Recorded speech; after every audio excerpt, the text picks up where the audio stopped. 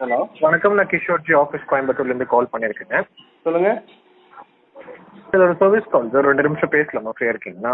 சொல்லுங்க சார்.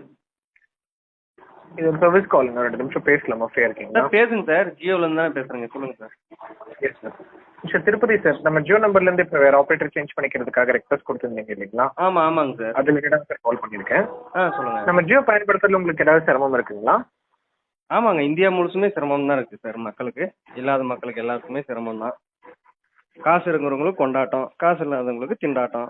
அங்கே வந்து ஜியோ கம்பெனி ஓனர் வந்து அம்பானி சார், அவர் கல்யாணத்துக்கு கோடி கணக்கில் 5000 கோடி 10,000 கோடி செலவு பண்ணிக்கிறாரு. அவர் பாட்டுக்கு விலையை ஏற்றிட்டாரு. சர்வீஸே ஒன்றும் போவராக இருக்குது. இன்டர்நெட் வேகம் இல்லை, ஒழுங்காக நெட்ஒர்க்கே கிடைக்க மாட்டேங்குது. இதெல்லாம் சரி பண்ணாமல் விலையை ஏற்றினா சாதாரண மக்கள் எப்படி யூஸ் பண்ணுவாங்க சொல்லுங்கள். சாரி சார், உங்கள் ஃப்ரஸ்ட்ரேஷன் புரியுது.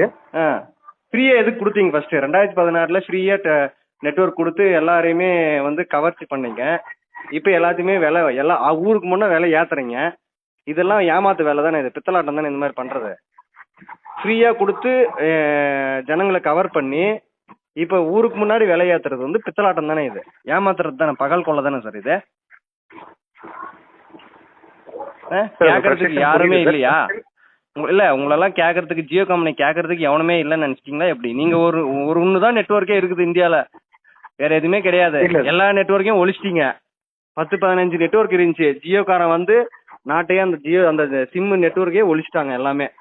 இப்போ பாரத் அப்படின்னு சொல்லிட்டு அதில் வர்றது கொடை வேற, எல்லாத்துலேயும் நீங்கள் உள்ள வர்றீங்க. எல்லாம் நீங்கள் ஃபிக்ஸ் பண்ணுறது தான் ரேட்டு. நீங்கள் ஃபிக்ஸ் பண்ணுற ரேட்டை தான் நாங்கள் யூஸ் பண்ணணும் ஜனங்க.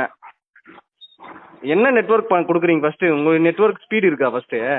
5G ஒழுங்கா உங்களால் எல்லா ஏரியாலும் கொடுக்க முடியுதா? அதை சரி பண்ண உங்களால் முடியல. இதில் விலை ஏற்றி என்ன பண்ண போகிறீங்க? உங்க பாருங்க, நீங்கள் கூடிய சீக்கிரம் 3வது இடத்துக்கு போக போகிறீங்க. நம்பர் 1க்கு வந்து பிஎஸ்என்எல் வரப்போகுது, நம்பர் 2க்கு ஏர்டெல் வரப்போகுது, 3வது இடத்துக்கு நீங்கள் போக போகிறீங்க. பார்த்துக்கோங்க. ஜியோ அட்ரஸே இல்லாமல் போக போகுது கூடிய சீக்கிரம்.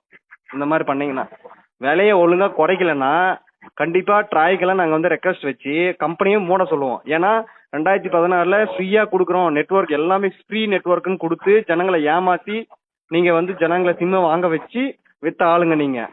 இப்போ வந்து நீங்கள் வேற விலையை ஏற்றிருக்கீங்க. ஏன் எல்லா நெட்ஒர்க்கோட ஃபஸ்ட்டு ஃப்ரீயாக கொடுத்த ஆளுங்க, இப்போ ஏன் கம்மியாக கொடுக்குறதுக்கு என்ன உங்களுக்கு? ஃப்ரீயாக ஒன்றும் உங்களுக்கு கொடுக்க சொல்லல. இப்போ ரேட்டை கம்மியாக கொடுங்க. பிஎஸ்என்எலோட கம்மியாக கொடுக்கலாம்ல நீங்கள். எல்லாம் நம்பர் 1 இடத்துல நீங்கள் தானே இருக்கீங்க. இல்லை சார், நம்பர் 1 இடத்துல நீங்கள் தானே இருக்கீங்க. உங்களுக்கு வருமானம் பத்தலையா? அம்பானி சார் வந்து அங்கே உக்காந்து மும்பையில் ஆடம்பரமாக உலகத்தில் இருக்கிற எல்லாரையும் கூப்பிட்டு பார்ட்டி வைப்பார். இங்கே நாங்கள் வந்து ரீசார்ஜ் பண்ணி சாகணுமா? அவ்வளோ அமௌண்ட்டுக்கு ரீசார்ஜ் பண்ணி நாங்கள்லாம் கஷ்டப்பட்டு உழைக்கிறோம். எங்கள் காசு ரீசார்ஜ் பண்ணால் தான் நீங்கள் கோடீஸ்வரன் ஆக முடியும். அம்பானிக்கு வருமானம் வரும், இல்லைன்னா வருமா சொல்லுங்க? புரியுது. யாரோட பணங்க? எதுக்கு அந்த அந்த அளவுக்கு ஆடம்பரம் நீங்கள் பண்ணிக்கோங்க, இல்லைன்னு சொல்ல. எங்களுக்கு விலை ஏற்றி தான் நீங்கள் ஆடம்பரமாக பண்ணணுமா? எவன் காசு சொல்லுங்க? இந்திய கவர்மெண்ட்டும் உங்களை கேட்கறது இல்லை, வாரி வாரி கொடுக்குறாங்க. யாரும் கேட்கறதுக்கே நாதி இல்லை. அப்படிதான் நினச்சின்னு இருக்கீங்க ஜியோ கம்பெனி. பார்த்துக்கோங்க, கண்டிப்பாக உங்கள் கம்பெனி வந்து திவால் ஆக போகுது. இது என்னோட சாபமாகவே விட்றேன், பார்த்துக்கோங்க. கடவுள் கண்டிப்பாக தண்டனை கொடுப்பாரு ஜியோ கம்பெனிக்கு. நெட்ஒர்க் எல்லாமே மாற போகிறாங்க சார். சத்தியமாகவே இந்தியாவில் பூராமே நெட்ஒர்க் ஜியோலேருந்து எல்லாமே மாறணும். நாங்களே இதெல்லாம் பொதுமக்கள் வந்து என்ன பண்ணுவோம்னா, எல்லாருமே ஜியோலேருந்து மாறிடுங்கன்னு சொல்லிட்டு நாங்களே விளம்பரம் படுத்துவோம். ஃபேஸ்புக்கு, வாட்ஸ்அப் எல்லாத்துலேயுமே. எங்களுக்கு பிஎஸ்என்எல் கம்பெனி வந்து டவர் ஒழுங்காக கொடுக்கலன்னா கூட பரவாயில்ல, நாங்கள் அதை தான் யூஸ் பண்ணுவோம் இனிமேல். புரியுதுங்களா?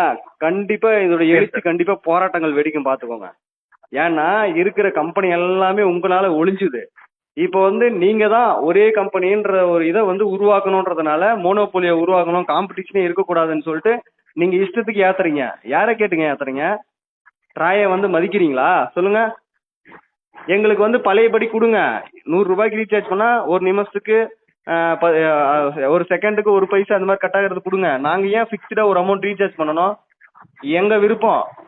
நாங்கள் மொத்தத்தில் 100 ரூபாய்க்கு ரீசார்ஜ் பண்ணுறோமோ அதுக்குண்டானது மட்டும் நாங்கள் கால் பேசிக்கிறோம். எங்களுக்கு ஃப்ரீ காலே வேணாம், ஃப்ரீ நெட்ஒர்க்கே வேணாம். நாங்கள் காசு போட்டு நெட்டு யூஸ் பண்ணிக்கிறோம், காசு போட்டு பேசிக்கிறோம். இந்த ஃப்ரீயே வேணாம்.